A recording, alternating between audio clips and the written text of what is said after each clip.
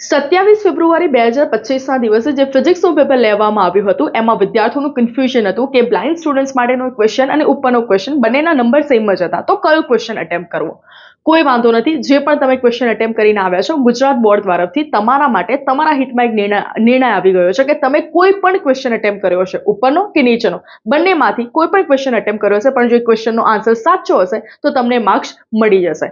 ઘણા બધા સ્ટુડન્ટ્સ મને એમ પૂછે છે કે મેં ક્વેશ્ચન જ અટેમ્પ્ટ ના કર્યો હોય તો, અથવા તો એનો આન્સર ખોટો હોય તો શું મને ગ્રેસિંગ માર્ક તરીકે માર્ક્સ મળશે? ના, જો તમે ક્વેશ્ચન અટેમ્પ્ટ નથી કર્યો અથવા તો તમે ખોટો આન્સર લખ્યો છે તો તમને માર્ક્સ નહીં મળે. પણ ખાલી ને ખાલી આ પરિપત્ર તમારા ફિઝિક્સના પેપર માટે જ છે.